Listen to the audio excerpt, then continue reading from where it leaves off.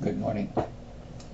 This is the first of what I hope will be many conversations or little passings of information to others out there of a similar mindset. I am James. I'm 65, widowed. I live in Las Vegas.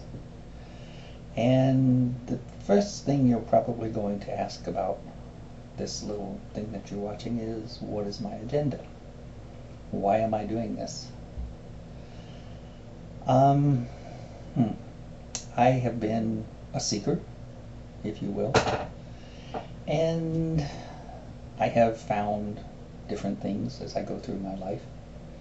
And now the things that are happening, the awakenings that are happening to me, are really changing everything I am, everything I have been, and how I see everything around me.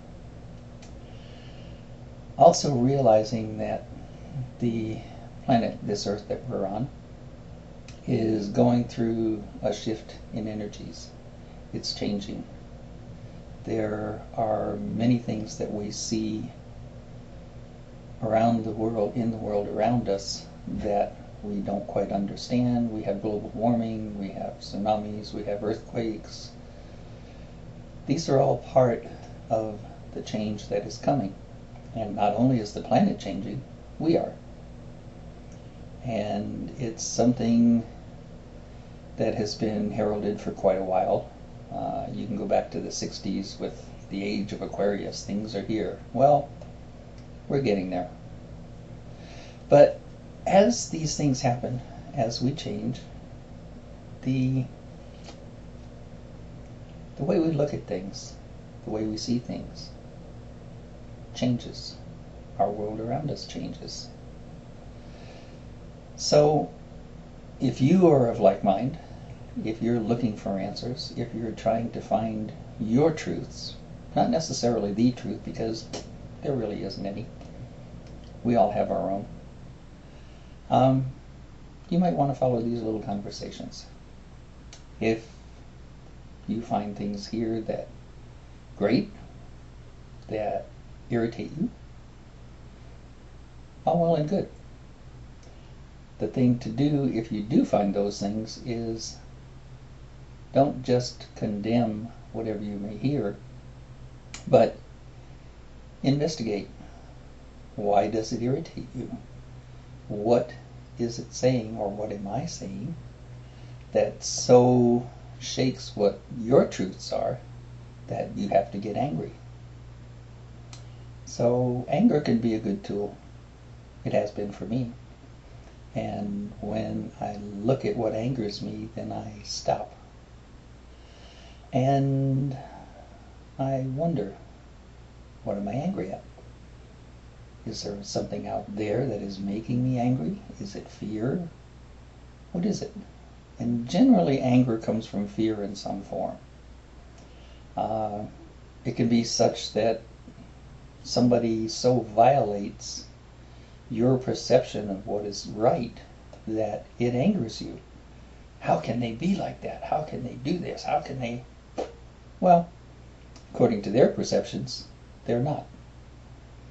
So look at your perceptions. Look at who you are, what you think, what you feel, what your sense of what should be is, and accept it for just that, your sense of what is. Now, there are quite a few precepts that I have come to believe in, and I will be speaking on these throughout all these little talks that I intend to put here. And the three most prevalent ones that affect the most of everything else are oneness, you create your own reality, and there's enough.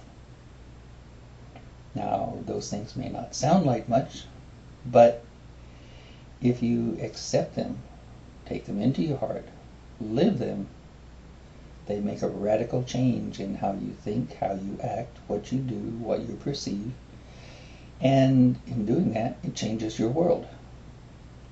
The first and most important would be oneness. We're all one. We've heard that forever, all our religions. We're all one. God is everywhere. God is everything. We're all the same. Which is true. But do you really live that? Do you accept that what you do affects others?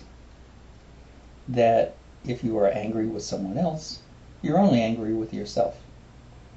Because when you're angry with someone else, basically they are showing you what your beliefs are, what you hold dear, and are making you look at, question, and either accept that this is what your truth is in the moment, or perhaps there's something you need to change. And if you do, then that's up to you. The next thing is that you create your own reality. And this is a hard one to swallow.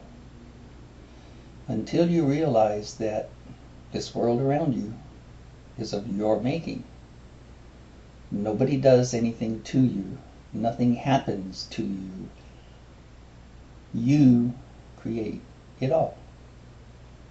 Once you accept that, when you see these different things that are happening in the world that do not seem what you want, then it's time to question, is it what I want? If it isn't, why am I creating it?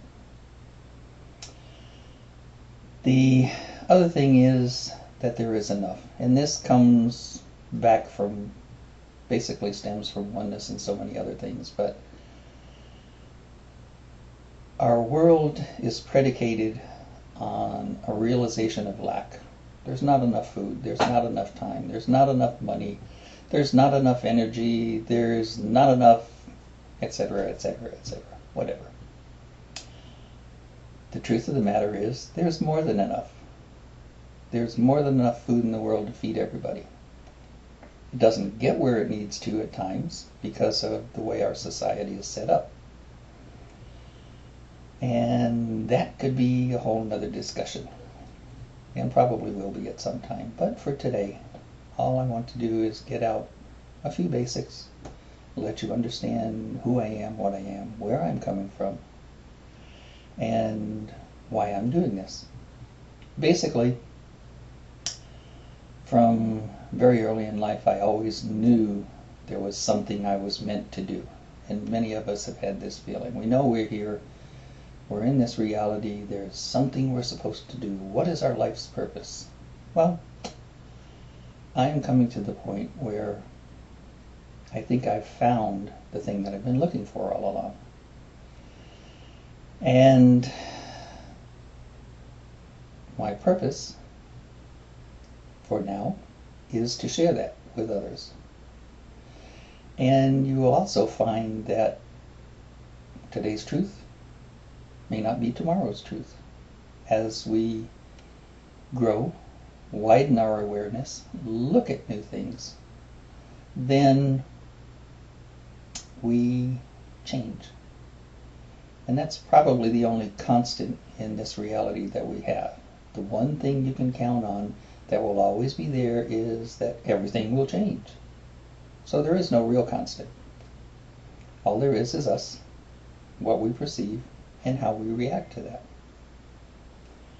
So that's the basis. That's my beginning. And as these little conversations go on, we'll get into other things in detail. For today, that's sufficient. One of the things, I look at this, I'm kind of watching myself here on the computer because I'm doing this on a webcam, but I'm not used to that little eye up there staring at me, and I find that when I look up there, my eyes open and I get this scary look. But yet if I don't, I'm looking, it seems I'm ignoring you. So, who knows? Just something to be learned. One of those things to find out as we go along. Until the next time, goodbye.